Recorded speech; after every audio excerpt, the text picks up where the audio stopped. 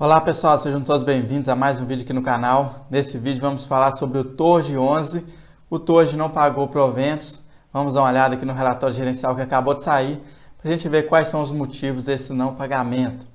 Mas antes de a gente começar, eu gostaria de convidar para deixar o like aqui no vídeo e se inscrever no canal. Essa é uma forma de você apoiar o meu trabalho e quando você faz isso, o YouTube entende que esse conteúdo é relevante e ele vai divulgar para mais pessoas. Então deixa o like, se inscreva no canal caso ainda não seja inscrito. E vamos começar os nossos estudos. E esse aqui é o fundo que vamos estudar hoje, TORGE 11. Esse aqui é o código, então se você deseja comprar na bolsa, esse aqui é o código. Reforçando que esse canal não indica investimentos e os ativos citados aqui jamais podem ser considerados como indicação de compras ou vendas. Valor atual da cota 8,27 e o dividend yield dele 14,23. O dividend yield está bastante alto, uma vez que a cota também desvalorizou muito. A gente pode ver que a cota vem sofrendo aí. Nos últimos dias caiu ainda mais devido aí esse não pagamento de proventos. Aqui a gente vê o valor patrimonial da cota, 14,11, e ele está negociando com PVP de 0,59, ou seja, mais de 40% abaixo do seu valor patrimonial. Há um desconto absurdamente alto. Patrimônio líquido dele, quase 500 milhões aí de patrimônio líquido, bem próximo de 500 milhões. Temos aqui o número de cotistas caminhando para 105 mil cotistas, então tem bastante cotista na base dele. Aqui a gente vê a tabela de proventos, a gente pode ver que oscila muito, mas isso é uma característica aí dos fundos de desenvolvimento imobiliário, porque nem sempre os ativos vão estar performando. Tem aquele momento ali de desenvolvimento até começar a performar, gerar lucro, demora um tempo. A gente pode ver aqui os pagamentos e tal. Aqui no mês 7 ele pagou duas vezes, porque ele fez o primeiro pagamento, sobrou um lucro caixa, aí ele distribuiu mais para o final do mês 7.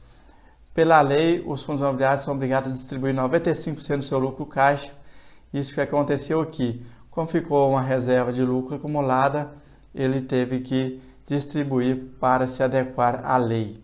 Já para o mês de agosto, a gestão informou que não haverá pagamentos de proventos. E esse aqui é o relatório gerencial, vamos dar uma lida nele. Do lado esquerdo aqui a gente vê os dados do fundo, o objetivo, a gente pode ver a data de início, ele teve início aqui em 2019. Temos aqui o gestor, Air Capital, administrador Vortex, e temos aqui a taxa de gestão e administração de acordo com o valor de mercado.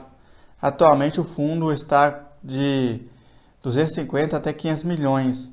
Então a taxa de administração e gestão está de 1,30% ao ano sobre o valor de mercado aí. A gente pode ver que a taxa de performance 20% do QCD e IPCA mais 4. Então temos além dessa taxa que é bastante alta, a taxa de administração e gestão está muito alta. A gente tem também aqui a taxa de performance mais 20% do QCD e IPCA mais 4. Aqui ele fala um pouco da estratégia, é um fundo oportunista de desenvolvimento de projetos imobiliários que utiliza a sobra de caixa para investir em CRIs. Então o foco principal dele é justamente desenvolvimento imobiliário.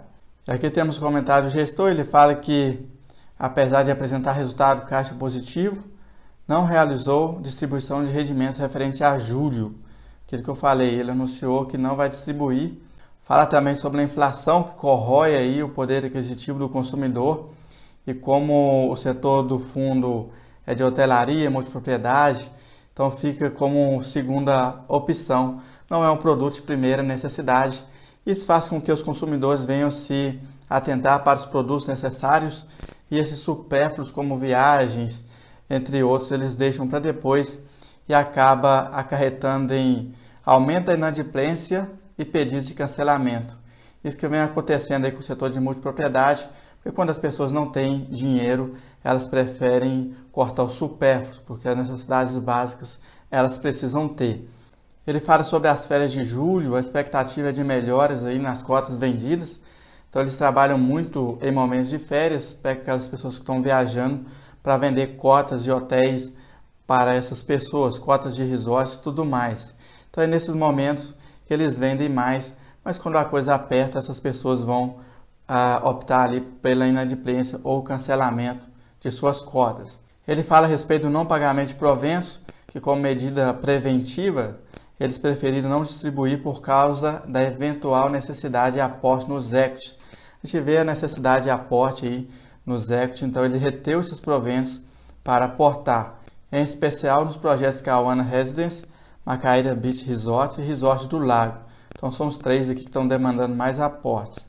Ele fala que dentre as movimentações do mês estão venda de 4.957 unidades do CRI GPK subordinada, venda de 1.665 unidades do CRI Brasil Parques subordinada também, venda de 380.427 cotas do FII lote M2 e aporte nos equities. No mês passado eu falei sobre o Torge vendendo ativos para o Versalles e esse mês repetiu novamente.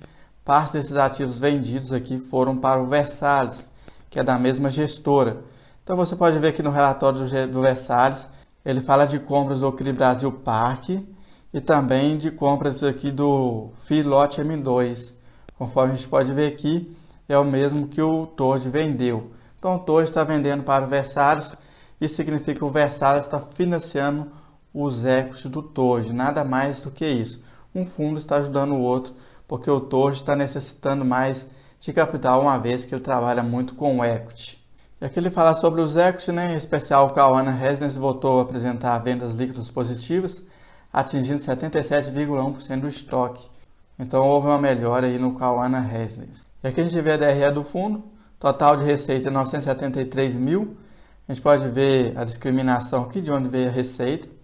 As taxas aqui giram em torno de 296 mil, muito altas as taxas, 0,3% da receita. Então está corroendo muito o lucro do fundo, essas taxas aí com administração e gestão.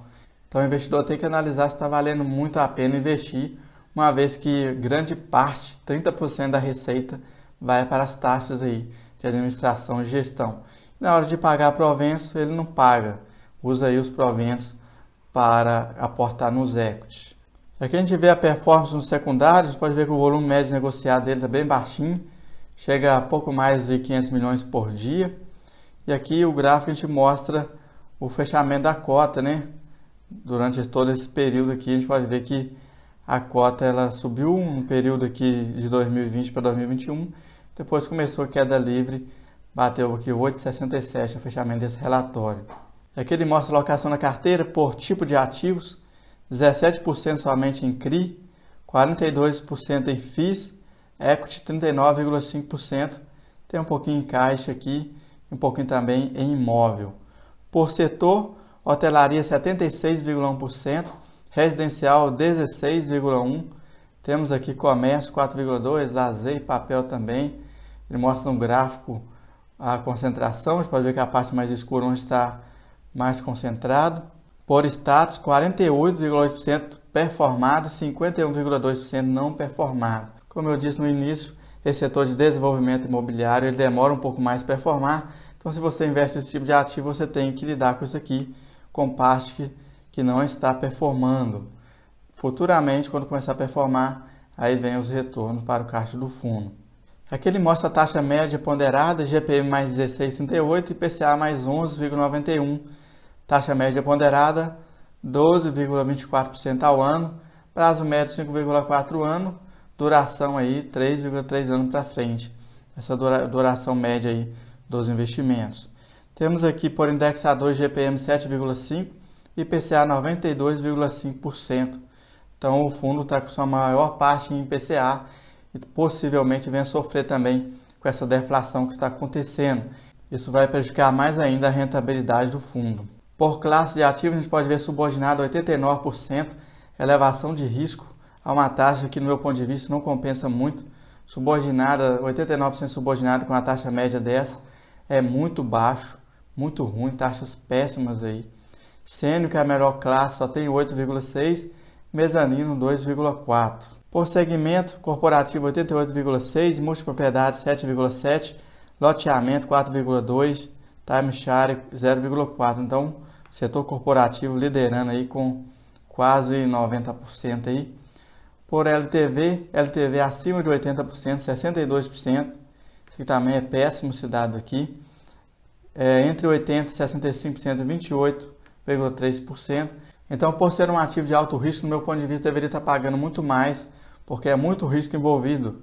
Quase 90% aqui em subordinado, LTV péssimo, a gente pode ver concentração, entre outros fatores aí. Então, o fundo deveria entregar muito mais com esse risco que ele tem embutido aqui nas suas carteiras.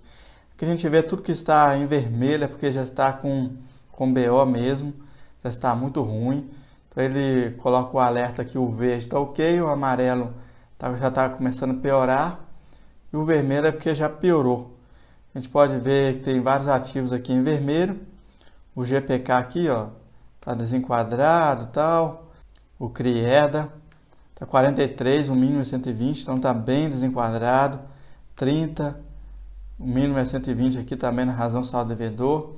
Então tudo que está em vermelho aqui porque já está com BO aí e você como investidor precisa acompanhar.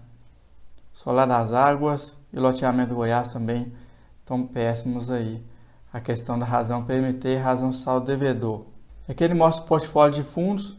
Tem esse DVFF aqui na carteira. IC loteamento, lote M2, Serra Verde e o XBXO. Alguns fundos aqui são da própria gestora. Então tá aí. Eles até falam aqui que não há incidência de taxa de gestão sobre a parcela do patrimônio líquido referente ao fundo IC Loteamentos e Recebíveis, Lote M2 e Serra Verde, é porque são fundos aí da mesma gestora, XBXO. São da mesma gestora que eles estão investindo, um fundo apoiando o outro aí. A gente está vendo muito isso nesses fundos aqui. Portfólio de equity, o Resort do Lago, ele é 100% do Torge. Então tá aqui o Resort do Lago, 100%. Isso aqui é a SPE da Mirante. Quando você olha aqui no Versalhes, é uma das maiores posições do Versalhes. A gente pode ver aqui Mirante, 14,2%. Então tá aí o Versalhes novamente apoiando o Torge aqui, comprando participação desse resort aqui. E aqui a gente pode ver a participação no PL, 3,91% do PL, esse resort do Lago. Temos outro aqui, ó, o Cauã Residência com 10,16%. Temos o Macaira Beach aqui com 8,3%, o restante tem menos. Então tá aí os resorts também. Tem um apartamento na carteira do fundo. Ele investiu no fundo imobiliário aí, no final das contas sobrou esse apartamento, ele trouxe ele para a carteira do fundo e está carregando ele aí. Poderia vender, né, para vender ele e trazer o dinheiro para dentro do caixa do fundo para reinvestir nesses equities aí. Aqui ele traz um comentário de cada equity, traz a descrição. Alguns têm um comentário atualizado. Esse aqui, por exemplo, o GPK. As vendas do projeto Hidro Resource em Gramado, que irá recompor as razões de garantias do CRI, seguem apresentando bons resultados. Então está buscando aí recompor as razões de garantias, aqueles pontos que estão deteriorados lá na tabela. Aqui você pode passar um por um, não vou ler todos, mas temos aqui, ó, com relação ao resultado de vendas, apesar da melhora contra o mês de maio, ainda segue negativo. Temos aqui o Solar das Águas, que também está com problema na tabela. A gente pode ver que o alto cancelamento impactou negativamente as vendas líquidas do mês. É um resort, né, vertical, e ele tem essa questão aí de vendas de cotas e tudo mais. Então isso gera muito cancelamento em momentos de inflação alta, conforme a gente pode ver que está acontecendo agora. Loteamento de Goiás, tem um comentário aqui também, entre outros. Você pode passar um por um, eu não vou ler todos, mas está aí os detalhes da carteira do Torge 11. Eu gostaria de saber a sua opinião, se você investe nesse ativo ou pretende investir, o que você acha dele? Comenta aqui abaixo, seu ponto de vista é muito importante aqui para o canal.